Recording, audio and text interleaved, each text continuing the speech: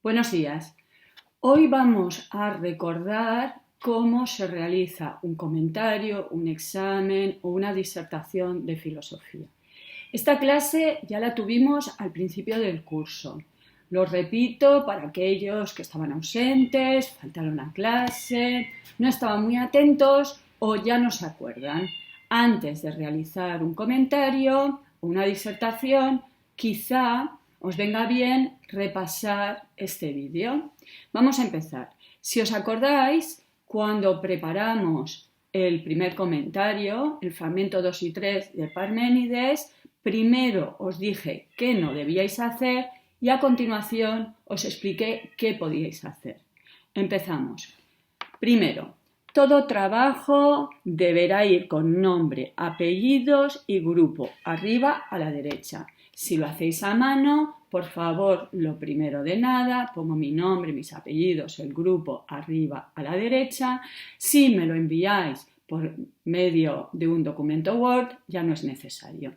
Bien, pero nos acostumbramos a poner siempre los nombres, los apellidos y el grupo por si acaso. Os recuerdo que si sois españoles tenéis dos apellidos. Por favor, no seamos vagos, pongamos los dos apellidos. Os recuerdo que en castellano hay una cosa que se llaman acentos. Por favor, no escribamos nuestro apellido con faltas de ortografía. No es un buen inicio. 2. Lo acerco para que se lea mejor. Se empleará únicamente bolígrafo azul o negro. Si lo hacéis por escrito, manuscrito, solo bolígrafo negro o azul. Y por negro o azul no quiero decir una parte en negro y otra. Uno, cojo un boli y todo siempre igual. Los exámenes también, las disertaciones también. Si es un elemento Word, por favor, nada de colorines. ¿Qué quiere decir esto? Que en un comentario, que en un examen es algo serio. No pongo rojos, violetas, dorados, plateados, purpurina, etc. 3. Respeta las normas de puntuación. A ver, algunos no utilizáis puntos, como si os cobraran por los puntos, no es tan complicado. Ayuda mucho a la lectura.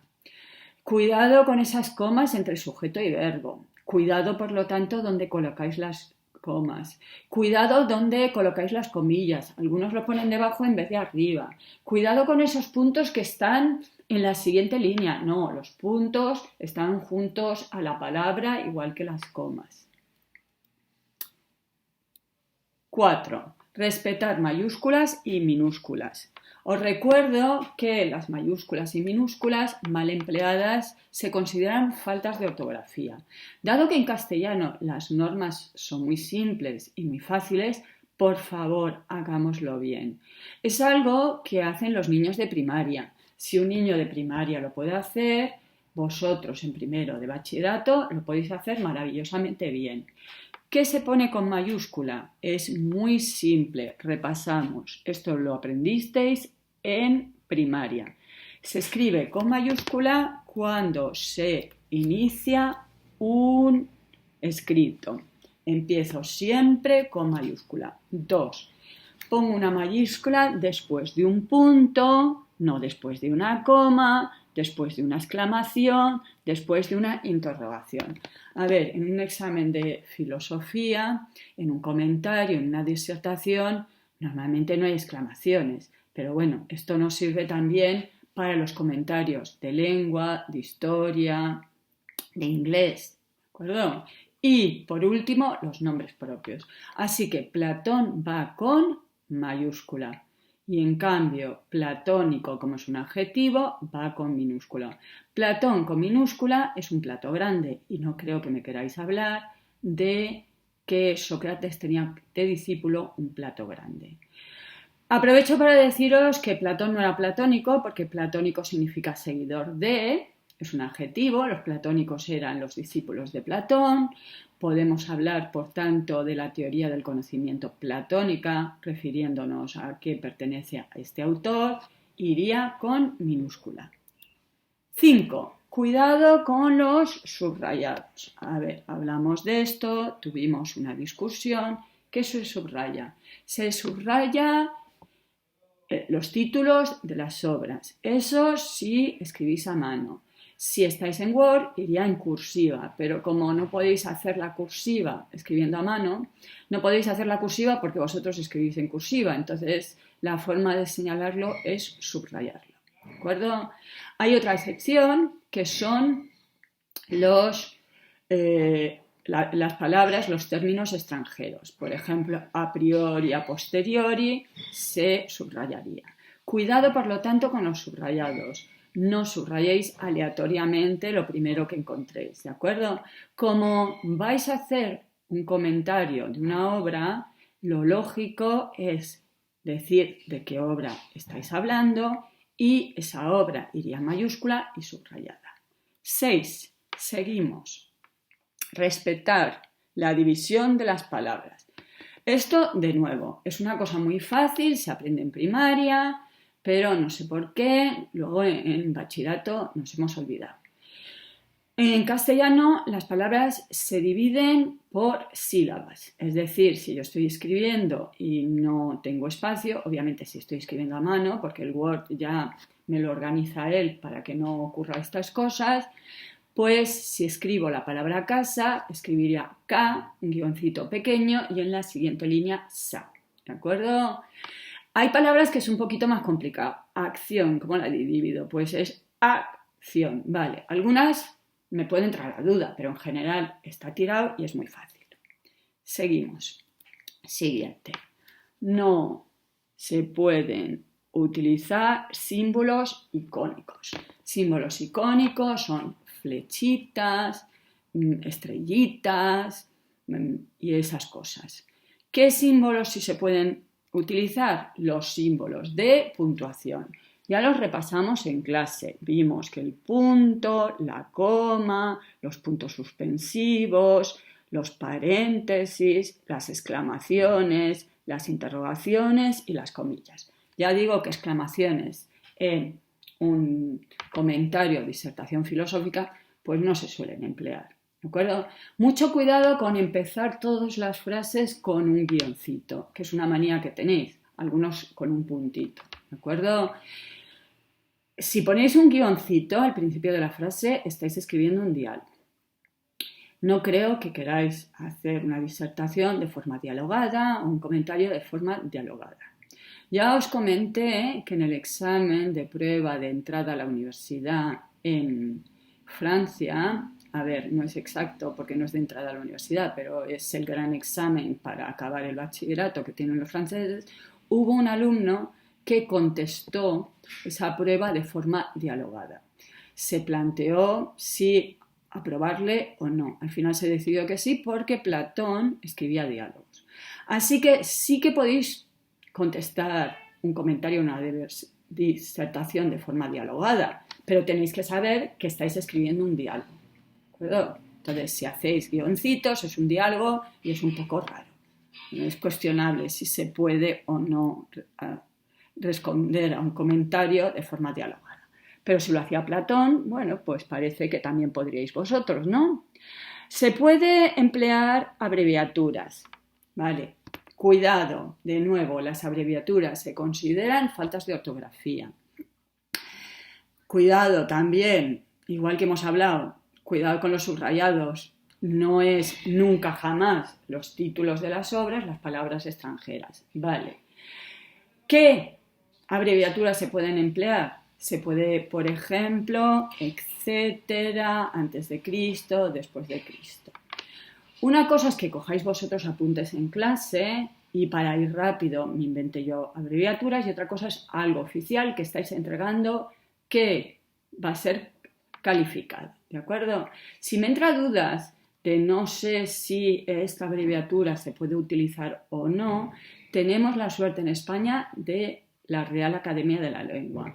No cuentan otros países, no existe, por ejemplo, en Inglaterra y tampoco en Italia. Hay una cosa similar, pero no es lo mismo. Nosotros lo tenemos fácil. Miro 2 segunditos si aparece en el diccionario de la Real Academia. ¿No aparece? Pues no está aceptada. Tenemos un criterio claro todos que podemos respetar. Respeta los párrafos, el gran desconocido, ¿vale? Es muy importante que vuestro examen, comentario o disertación esté estructurado en párrafos. Algunos lo escriben todo de corrida, otros línea y aparte, línea y aparte, línea y aparte, línea y aparte. Ni una cosa ni la otra. Yo recuerdo que los párrafos se estructuran en ideas diferentes. Cada párrafo tiene que tratar un tema diferente. Y si pongo punto y aparte es que estoy cambiando de tema. No puedo decir ¿este qué?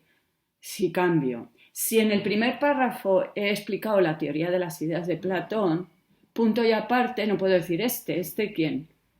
Tendré que explicar que sigo hablando de Platón, que ahora ya no voy a hablar de la teoría de las ideas, sino de la teoría de la reminiscencia, ¿no? Porque es punto y aparte. A ver, cojamos un libro. Por ejemplo, Apostillas a El nombre de la rosa de Umberto Eco. El nombre de la rosa, como sabéis, es una novela de este filósofo italiano y se hizo una película. Bien, vemos que este señor escribe párrafos y los párrafos tienen una pequeña sangría. Vemos que no hay flechitas, vemos que no hay colorines, vemos que no hay subrayados. Así tiene que aparecer vuestro comentario o disertación, respetando los márgenes y organizado en distintos parrafitos. ¿Vale? Todo lo que hemos dicho antes, los colorines, los subrayados, los puntitos, ¿de dónde os viene? ¿Por qué son muchos los alumnos que cometen esos fallos? Porque estáis acostumbrados a los libros de texto. Y en los libros de texto utilizan fotos, guioncitos, flechitas para deciros lo que os tenéis que estudiar. Pero un comentario, una disertación que entregáis a un profesor no es para que el profesor se lo estudie. ¿De acuerdo? Así que tiene que tener este aspecto, por favor. Siguiente. La primera línea sangrada, ya lo hemos visto. Seguimos. Las frases deben ser coherentes. A ver, ya os he recomendado que no hagáis frases excesivamente largas. A ver, si queréis hacer una frase muy larga, estupendo. Pero el problema es que os soléis perder. Yo ya no sé cuál era mi sujeto. Empiezo en singular y sigo en plural. Empiezo en presente y sigo en pasado. Así que os liáis y si os liáis vosotros, quien os está leyendo también se lía. Así que cuidado. Mis frases tienen que tener sentido. A ver, contárselo a vuestro padre, a vuestra madre, leérselo a alguien para ver si lo entienden. Si no lo entienden, pues tenemos un problema, ¿de acuerdo? Entonces, en un examen, en un comentario, en una disertación, no se pueden hacer esquemitas. Esto de listados 1, 2 y 3, punto, punto, punto, rayita, rayita. No, tenéis que argumentar. Estamos en filosofía y es muy importante la argumentación. Seguimos. Siguiente, 11. La presentación es importante, ¿vale? No pasa nada con tachar. Pero si tacho, sigo, no empiezo arriba y abajo y en los márgenes. No, tacho y sigo. Como el comentario y la disertación la podéis hacer en casa, si al final tiene tanto tachón, pues lo paso a limpio y ya está, ¿de acuerdo? Pero pensemos que la presentación es algo importante, sobre todo porque ya estáis en primero de bachillerato. 12. La ortografía debe ser aceptable. Si me entra una duda, busco en el diccionario de la Real Academia. Contamos con ello. Tenemos móviles, todos. Miro la palabra, 3 segundos, diccionario de la Real Academia, resuelvo las dudas ortográficas. Bien, ¿qué no debemos hacer? ¿Cuál es el fallo normal que cometen las personas y no solo los alumnos haciendo un comentario? Hay dos extremos que hay que evitar, la paráfrasis y el pretexto. A ver, la cosa tendría que ser intermedia, ni una cosa ni la otra. Son los dos extremos que hay que evitar. ¿Qué es la paráfrasis? Repito, repito, el comentario es una repetición de lo que dice el autor. Aquí Hume dice en la primera frase, aquí Locke dice en la segunda frase, aquí Parménides dice en la cuarta frase. A ver, no significa repetir el fragmento. A ver, ¿eso quiere decir que no menciono? Pues no, por eso digo que es un extremo. Cuidado, estáis comentando un texto. Tendréis que hacer constantes referencias a ese texto. Así que mucho cuidado con repetir el texto, pero tampoco es que ni lo menciono. No, si estáis comentando un texto tendréis que mencionarlo constantemente y tendréis que hacer referencias constantemente. Es más, si tenéis 3 párrafitos, en el primero tendrá que haber una referencia al texto, en el segundo una referencia al texto y en el tercero, porque todo vuestro comentario es comentario de ese texto. Vale, el pretexto. El pretexto significa, bueno, pues como aparece aquí la palabra, por ejemplo, experiencia, te voy a contar el empirismo. Vale. A ver, en un comentario filosófico tenéis que contar teorías, efectivamente, pero no la primera teoría que se me ocurra. Tendrá que justificar por qué estoy contando el empirismo. El pretexto es, por lo tanto, contar lo que me da la gana. ¿Vale? Pretexto. Como es de Hume, te cuento el empirismo. Ya, pero a lo mejor este texto de Hume no trata de la experiencia. A lo mejor este texto de Hume es un texto de política. Así que no viene muy a cuento explicar el empirismo del autor. Bien. Una vez que hemos visto lo que no hay que hacer, vamos a ver lo que sí se puede hacer. A ver, estos son sugerencias. No hay que contestar, no son preguntas. Esto es, Dios mío, tengo un fragmento, voy a comentarlo, no se me ocurre de qué puedo hablar. A ver, ya hemos visto muchas veces que un comentario filosófico se puede hacer de 1000 formas. Y yo puedo tener 40 alumnos que les pongo una matrícula y que hacen comentarios completamente distintos. No hay un comentario, hay miles de comentarios. ¿Qué significa eso? Que yo no puedo encontrarme 2 comentarios igual, porque nadie escribe igual ni nadie se le ocurre lo mismo. ¿De acuerdo? Entonces, lo primero que puedo pensar es, ¿qué sé yo del autor que tenga relación con el texto? Mucho cuidado con hablarme del autor que no venga a cuento. Este autor es Aristóteles, era alumno de Platón, fundó el Liceo y escapó de Atenas cuando murió Alejandro Magno. Vale, y el texto trata de Alejandro Magno, el texto trata de Platón, el texto trata del Liceo. A ver, ¿qué sé yo que tenga relación con el texto? ¿De acuerdo? Si, por ejemplo, en el texto uno que vimos es una crítica a Platón, por ejemplo, vimos un texto de Aristóteles donde explica por qué Platón llega a su teoría, puedo explicar que Aristóteles durante 20 años fue alumno de Platón y fue a la academia, ¿vale? Porque tiene relación con el texto. 2. Y ya digo, no hay que contestar a todo, ¿sé algo del autor que me permita comentar el texto? Vale. A lo mejor no sé nada del autor, pero sí sé algo de la corriente filosófica a la que pertenece el autor. Ya estábamos en la tercera evaluación y hemos visto que Descartes, Spinoza y Leibniz pertenecen al racionalismo. Ya hemos visto que Locke, Hume y Berkeley pertenecen al empirismo. Quizá algo que sé yo de la corriente a la que pertenece el autor me permite comentar el texto. De nuevo, no se pide hacer un comentario de un autor ni de una corriente, pero quizás sepa yo algo del autor o de la corriente que me permita comentar ese texto. Son sugerencias. Vale. ¿Qué sabes del contexto histórico, social, cultural del autor que tenga relación con el texto? De nuevo, no es cuestión de por qué es un texto de Platón o de Aristóteles hablar de la democracia en Atenas.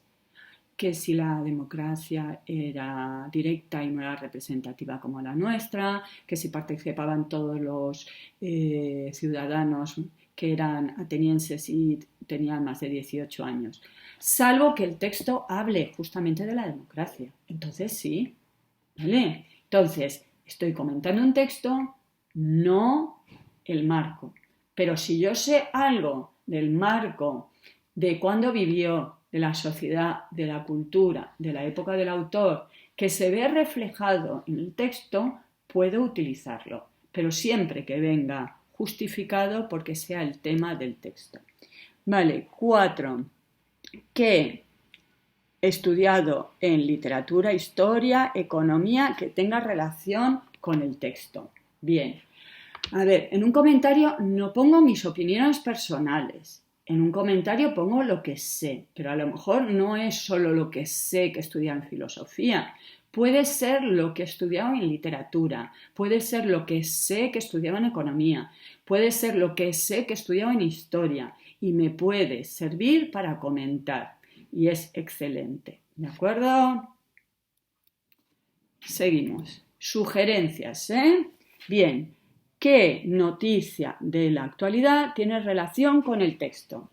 A lo mejor puedo encontrar una relación con la actualidad. Ya vimos que el primer fragmento, los dos primeros fragmentos, porque fue el fragmento 2 y 3 del poema de Parménides, pues que trataban del ser poca actualidad. Los temas éticos y políticos, y eso lo trataremos en la tercera evaluación, suelen tener más que ver con la actualidad. ¿De acuerdo? Un texto como el de Parménides, ya vimos, es un poquito complicado. ¿A quién critica el autor en este texto y por qué? ¿Vale? A ver, los filósofos se suelen pelear entre ellos. Los filósofos, hemos visto, por ejemplo, empiristas, van a criticar a los racionalistas.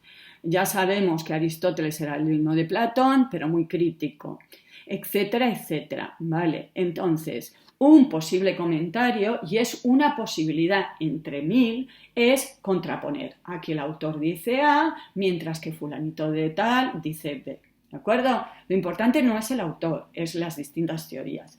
Este autor es racionalista y en cambio habrá otros que son empiristas. Aquí en este texto afirma cuál, mientras que Zutanito afirma otra cosa que justamente argumenta porque está criticando, ¿de acuerdo? Entonces, un autor puede criticar a otros autores en el texto. Podemos pensar, ¿a quién está criticando? ¿A quién se está oponiendo? ¿Con quién está de acuerdo el autor en este texto? También puede ser al revés. No solo los autores se critican unos a otros, sino que se apoyan. ¿Vale? Vimos un texto de Kant donde justamente el que cayó en uno de los grupos como examen en la segunda evaluación, donde en el texto está dando la razón Kant a los racionalistas y a los empiristas. Y hay ciertas cosas que acepta del racionalismo y hay ciertas cosas que acepta del empirismo. Es otra forma. No solo este autor está criticando a tal teoría, sino este autor está, por ejemplo, apoyando. A ver, normalmente un autor apoya, pero no es un copiota. No va a decir, yo me voy a copiar a Platón. No, yo acepto ciertas cosas de Platón, dirá Aristóteles, pero otras no.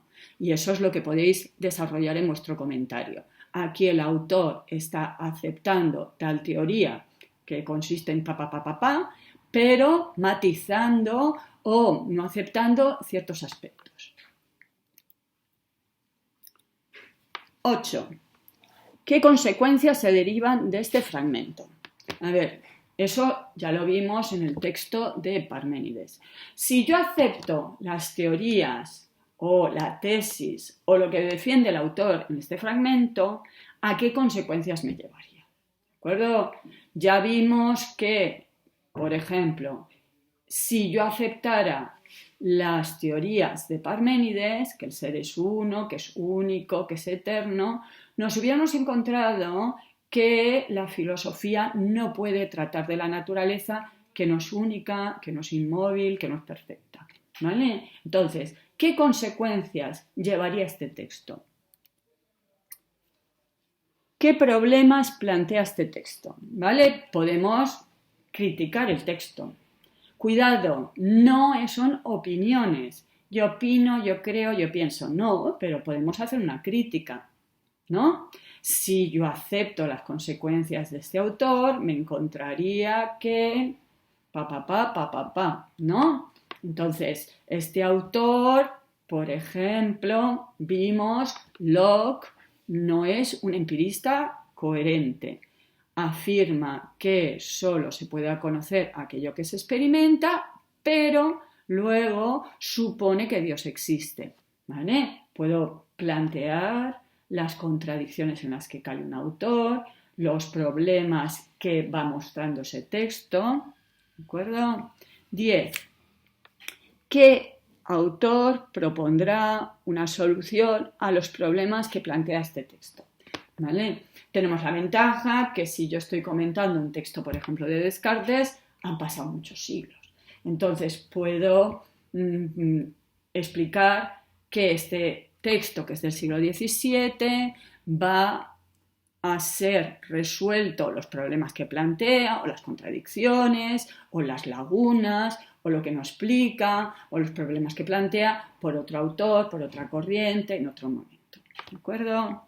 Bien, entonces, volvemos al inicio, por lo tanto, hemos acabado por hoy.